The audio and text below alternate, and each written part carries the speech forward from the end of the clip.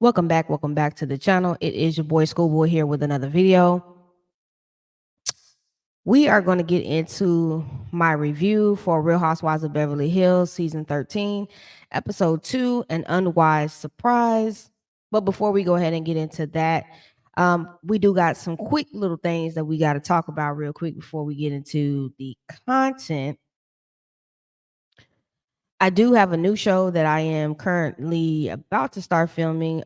First, we are filming next week. It is called Hotline Bling Chat Room. This will be a virtual talk show discussing reality TV, fashions, hot topics, and more.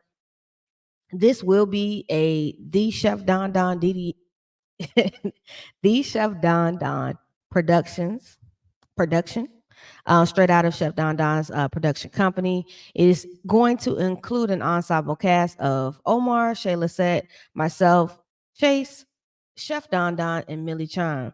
Make sure y'all tune in every Friday at 10:15 Eastern, 9:15 Central on Chef Don Don's YouTube channel. The first premiere episode will drop next Friday. So it will premiere after Bell Collective. So for those that watch Bell Collective, it will premiere after that. I will be doing reviews on Bell Collective this season. So you will get to see me over there on Hotline Bling and then turn around and you'll get a pre-recorded video on Saturday for Bell Collective. Okay. So y'all make sure y'all tune in every week. And make sure y'all set y'all notifications on reminder and subscribe to Chef Don Don's channel. It's amazing. All the things that we are doing together. Like a brother to me. I'm glad that we are able to executive produce this show and other projects. And I'm just honored to work with him. He has been amazing since I have decided to come back to the YouTube. Also, I want to let y'all know we are beginning filming this month for my reality TV show, School of Love. The cast has not been revealed yet. That will not be revealed because I don't even know what the ladies look like. So everything will be a total blind date. I will let you guys in on my journey to find love, hopefully to find a wife, girlfriend first, then wife. So you guys get to be a part of that journey with me. This is slate to be premiered in January of 2024 tentatively. So we'll say TBA to be announced. We'll see if anything does change or does not change. But y'all make sure y'all are staying close to the YouTube to see of any information or little drops that we throw out here. This show also will be premiering on Chef Don Don's channel as well.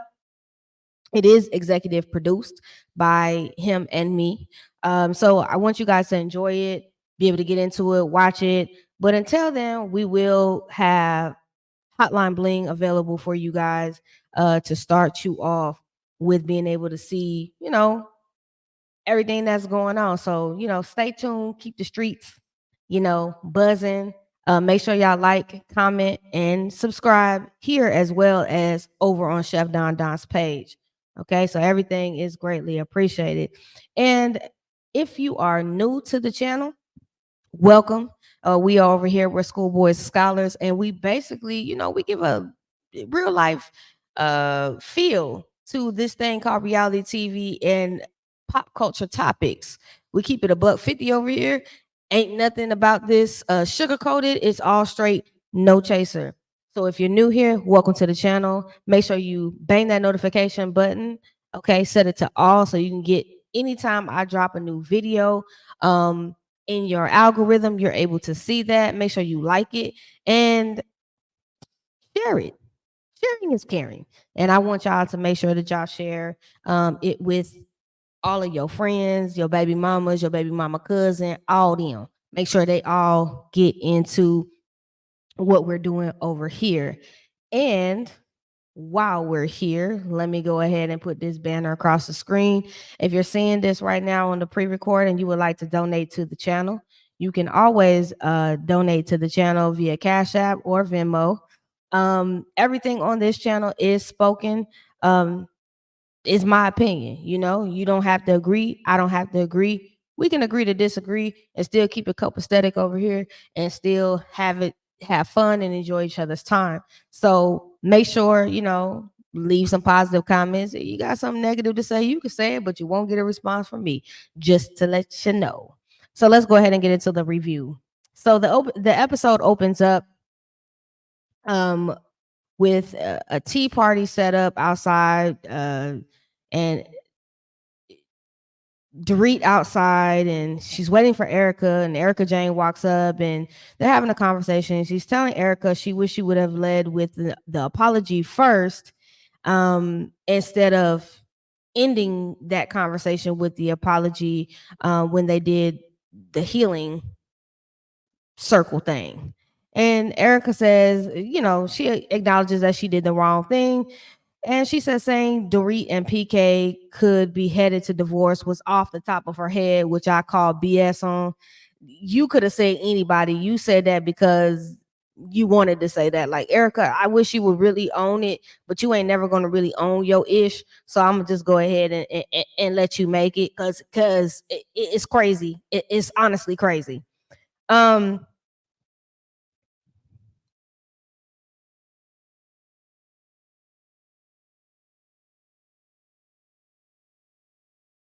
And Erica says, she did the wrong thing. She said saying Dorit and PK could be headed for divorce was off the dome, as I just said.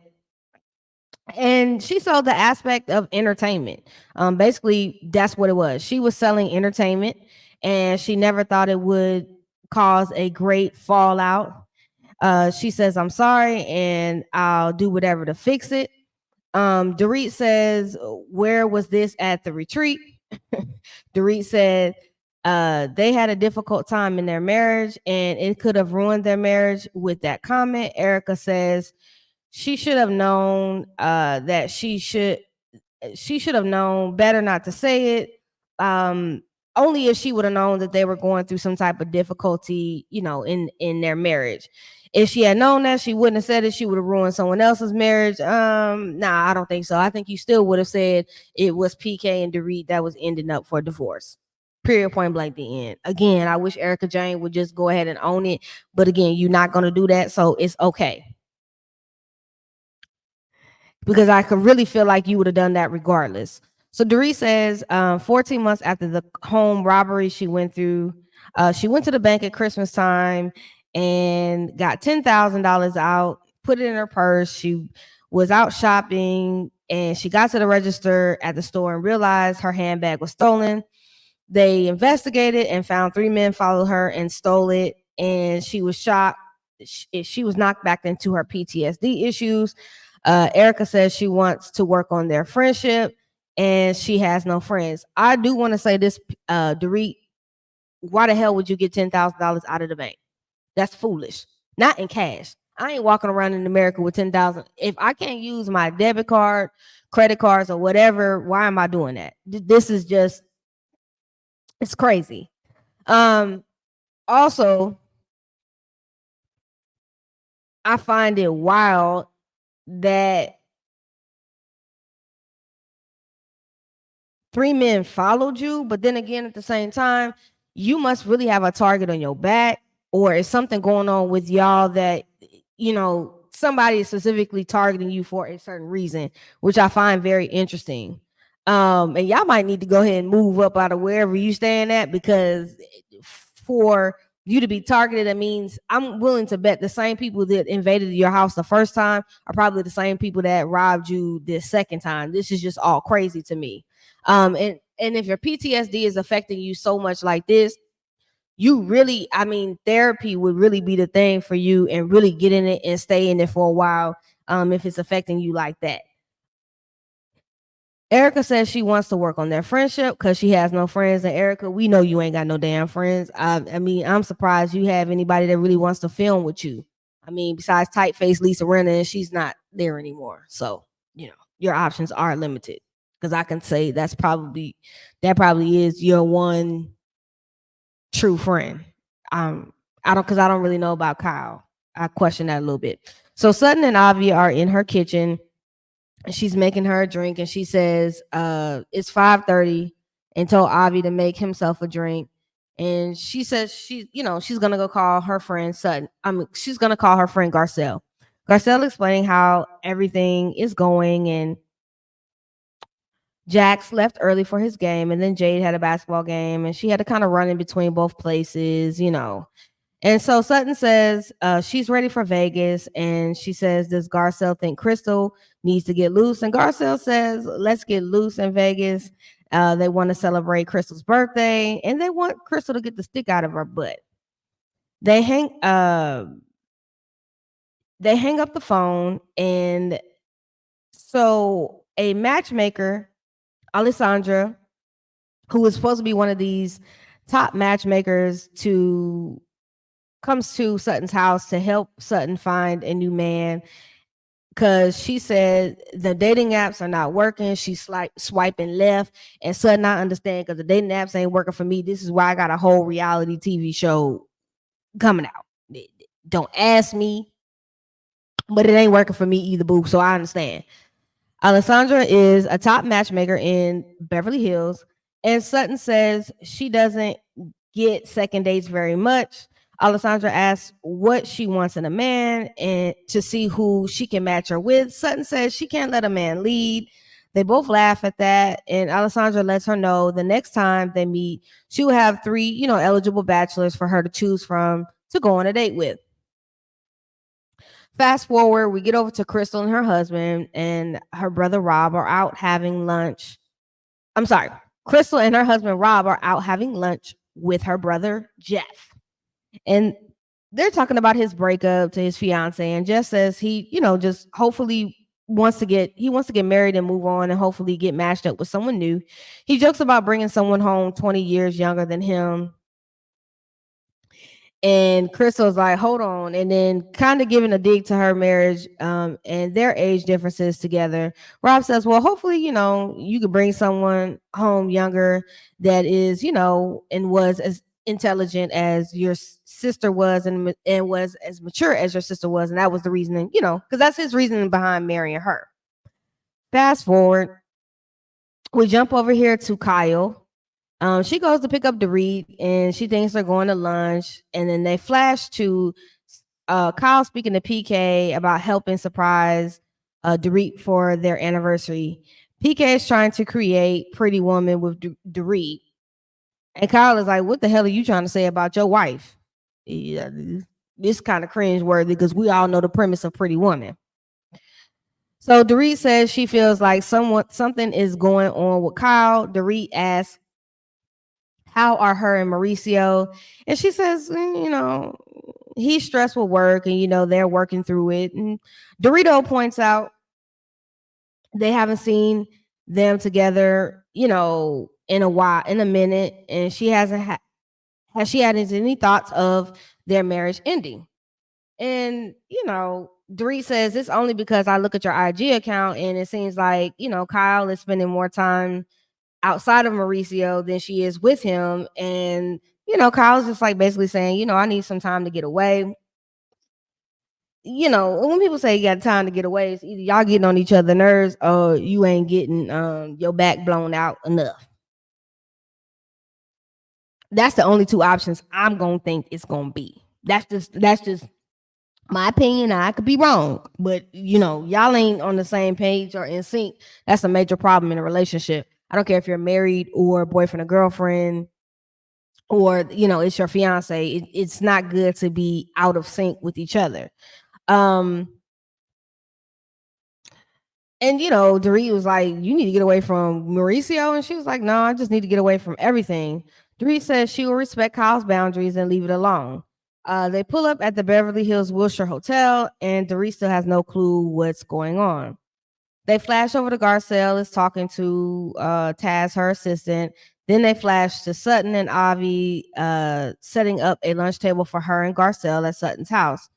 Sutton and Garcelle make plates and sit down to eat. And she says, how did it go with the matchmaker? And Sutton says, I have issues with letting a man lead.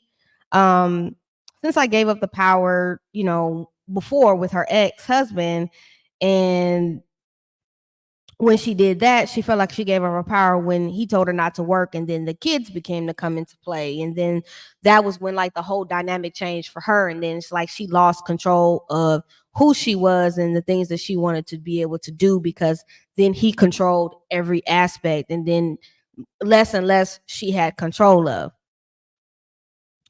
And with that, she was left out of the decision making, and then he started telling her what to do. And then she says, enough about me. I can go on and on, but girl, what's going on with you?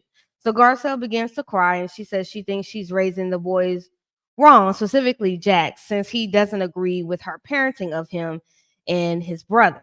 And Sutton said, "Don't beat yourself up. You're doing everything right." And basically, teenage boys are assholes, and that makes Garcelle laugh. I'm gonna tell you, in my last live review about Jax, I really just feel like Jax want to be able to do whatever the hell Jax wants to be able to do, and Daddy allows him to be able to do that. Mom, not so much.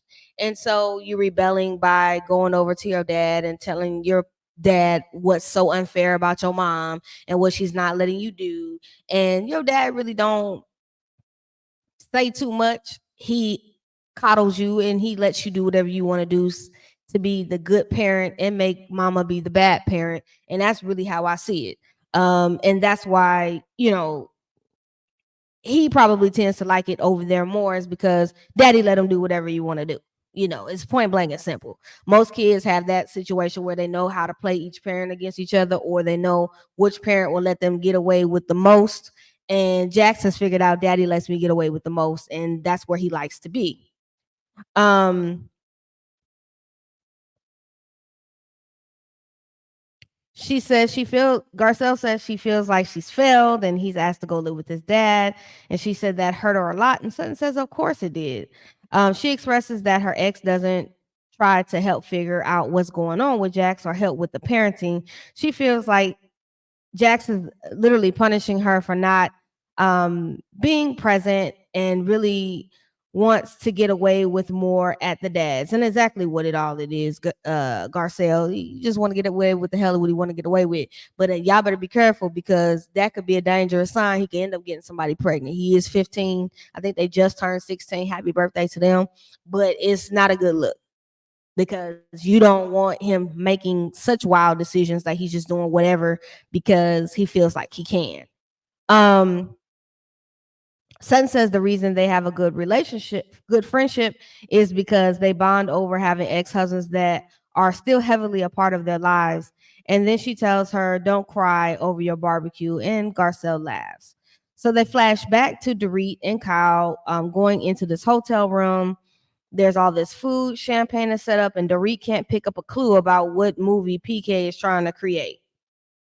He's trying to recreate, which is Pretty Woman, and it's just hilarious to me. And Dorito is so dense, she can't pick it up. And then Kyle's trying to give her a hint and asking her what movies were filmed in this hotel. She says Pretty Woman, and that's when ding ding ding ding, the light goes off and the light bulb actually comes on, and Dorit finally picks it up. She says she gets anxiety now, and she needs to know what's going on with the kids and everything else. And then she needs to go on the balcony and calm down. And I'm like, Dorit, this is you just being a control freak. This ain't got nothing to do with no damn PTSD. If you don't calm down, it's really not that serious. See, women like this to do stuff like this and make you not want to do anything romantic, because it totally pisses you off that you can't just go with the moment and enjoy it, because you got to question all of this stuff. And not saying that her PTSD is not real, but sometimes I feel like Dorit puts 20 on 10, and it's really not as deep as what she's trying to do.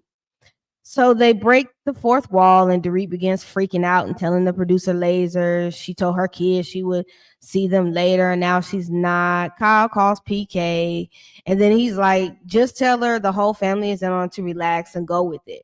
Kyle is laughing on the phone with him, and like she's not gonna buy it. Then PK says in the confessional with Dorit,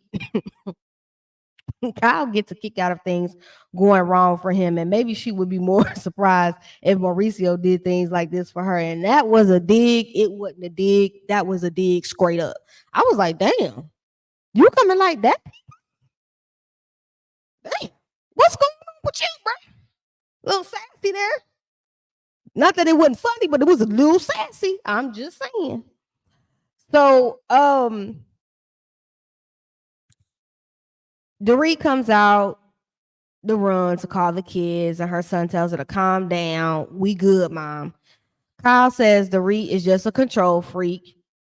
uh Justine, Dorit's stylist, comes in and says happy anniversary, and her whole glam team is there, and they bring her a rack of red dresses because Julia Roberts wore a red dress in Pretty Woman for her to choose from.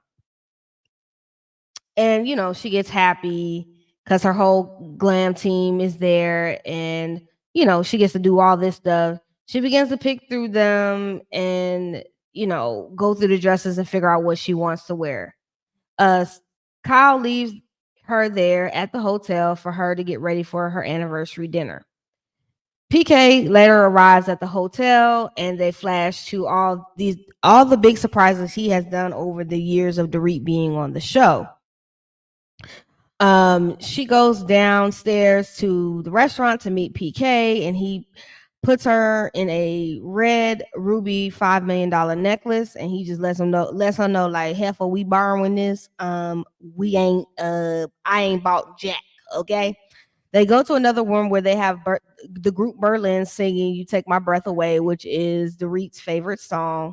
They begin to dance, and they sing, and to them, while they're doing that, the whole room is set up, and the vodka is on chill. He makes her a drink, and they sit down to eat their anniversary dinner.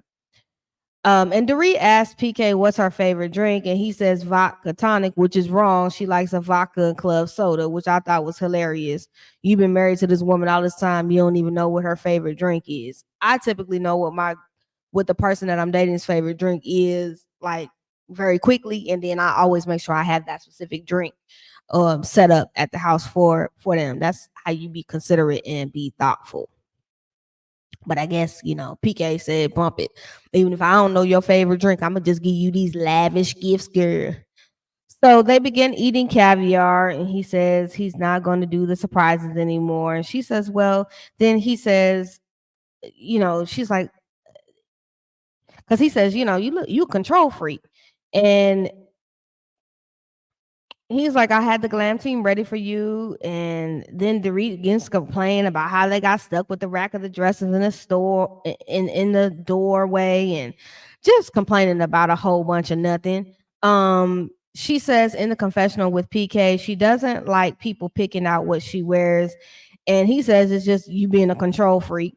And she's saying, well, you got to let your husband he said, well, you got to let your husband lead. And he says he understands the PTSD aspect and how she's feeling. And he hopes that she gets into a better place soon.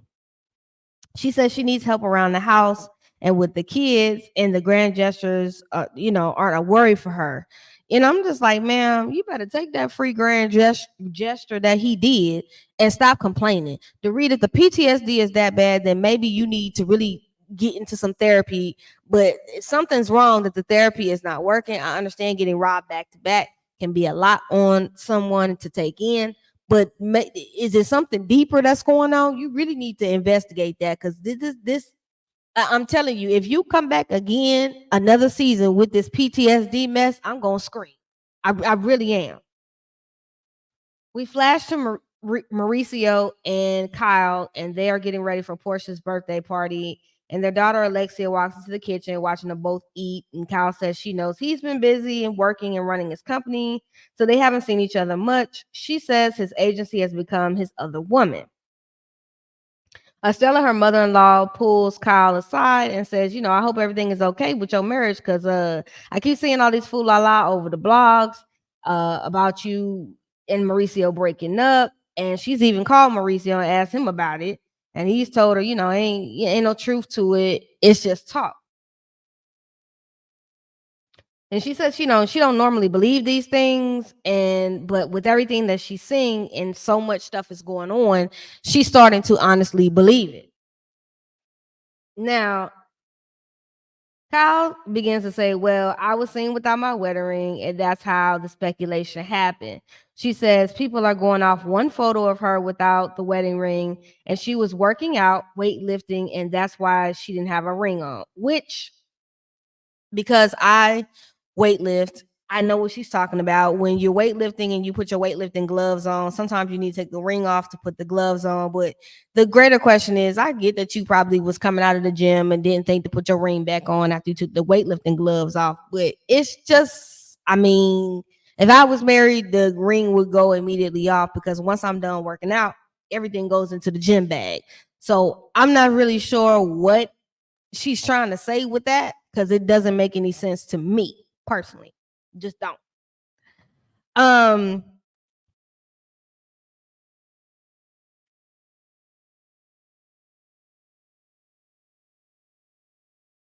it just doesn't make sense to me. So and she is not feeling her mother-in-law. So she says she's not feeling her mother-in-law asking her at Portia's birthday party about, the ring and the cheating allegations and all of that, and just all the rumors. Kyle is saying how stressed she is, and Mauricio was like, clean up the mail so that everybody, when they coming in to get the food and make their place, are not seeing their mail all out on the table. And she was like, I'm stressed out, and you talking about make sure the mail, pick up the mail. She's just like, finding that to be ridiculous.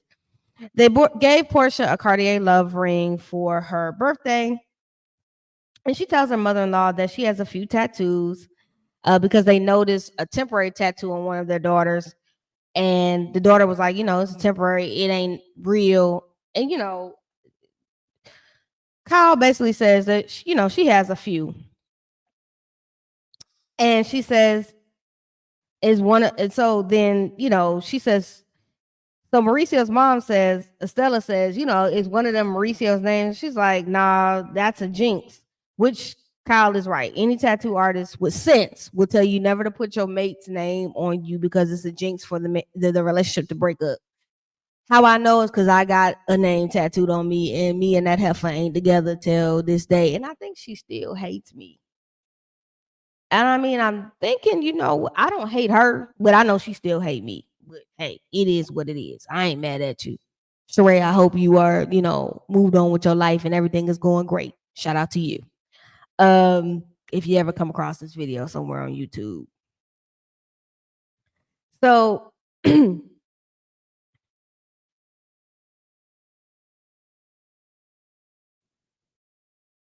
she goes back into the kitchen to do the cake, and she tells, after she has that cute little conversation with his mom, she goes back in the kitchen to get the cake, and she tells him that she told his mom that he has a tattoo.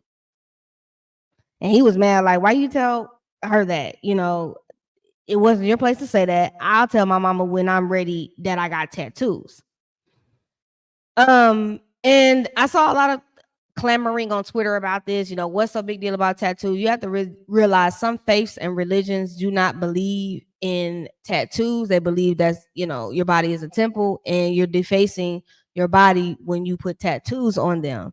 And sometimes people that religion plays a big part in their life and different parameters and following those codes and commandments and things, they don't tell family members or people that, I got a tattoo because it is taboo in their culture or in their religion. So I get it. I get it. Do I think he could have, him reacting like that was real assholish? Hell yeah, because it wasn't even that damn serious, sir. So again, here goes that Broadway acting. I don't know what's really going on with that. I'm still skeptical on the fence as of if this is this really y'all really telling the truth with this story? Is this some shit y'all just came up with because y'all need a storyline for this show? The jury is still out for me. I don't know if I honestly believe all of this. But anyways, Kyle thought it would be funny, and she says now she wishes she didn't say anything because of his reaction. She tries to talk to him about it, and he basically yelled at her and was like, you know what? I don't want to talk about this right now. You go and get out my face. Okay. Just want to eat my cake, enjoy my daughter's birthday. You getting on my damn nerves. So flash forward, we're getting everybody's packing for the Vegas trip for Crystal's birthday.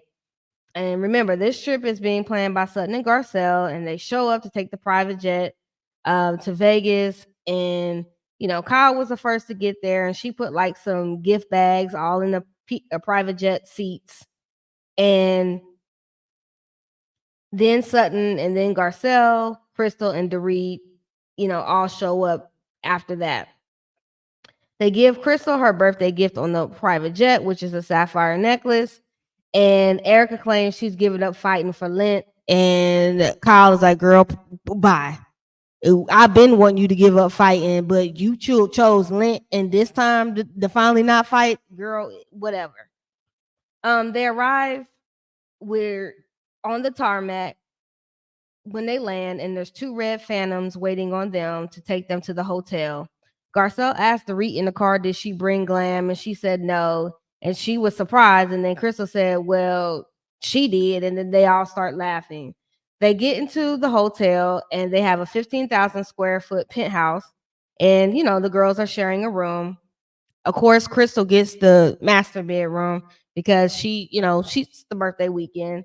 Sutton was so damn petty. She sent her assistants and team out there to set up the closet before she got there to align everything that she was wearing up, and left a little bit of space in the closet for Garcelle to put her stuff in since they're sharing a room. Which I thought that was petty as hell, but you know what? Fly as hell, because I think I would have did that too. So it ends right there. And then next week we see that in the preview next week, we see kind of like Sutton, she gets into it. She has this freak out episode, and there's this whole thing. They have to leave the Magic Mike, review. So it should be good next week. Maybe the next week's episode will pick up a little bit more. But make sure y'all tune back in. I will be dropping a video next week for Real Housewives of Beverly Hills, a pre-record. Again, this week coming up, I also will be flash forward. I'm just going to let y'all know I will be reviewing Married to Medicine as well.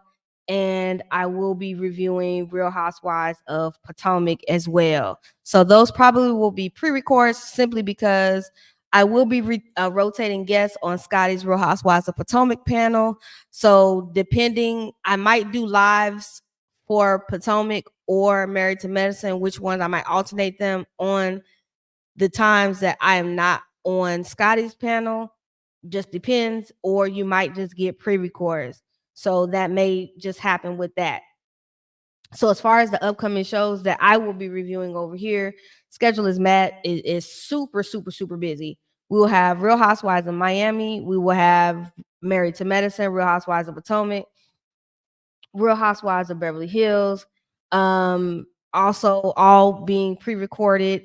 Then I also, again, coming up, I will be recording Hotline Bling Chat Room, which will be premiering every Friday on Chef Don Don's channel. First premiere episode is Friday, November 10th. So y'all make sure y'all go over there, subscribe, and make sure you hit your notification bell button so that y'all can see those episodes as those drop. So I'll be filming that as well. And I will also be filming School of Love, my new web reality dating series. So I got a lot of things that I'm gonna be doing this month. So your boy is gonna be super, super, super, super busy. So make sure y'all support everything, like, comment, subscribe to the channel. Again, follow me on Twitter. I'm usually over there most of the time at school_boy. Follow me on the IG school_boy_2021. If y'all would like, if you're watching the playback and you want to donate to the channel, you can always do that via Cash App and Venmo. It is scrolling across the screen. I want to say y'all thank you for watching, and I appreciate every single one. I'm going to take y'all out with a trailer towards the end.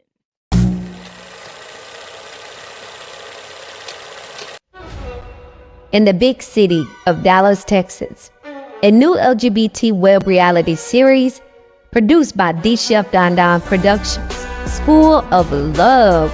Honey, we are now casting.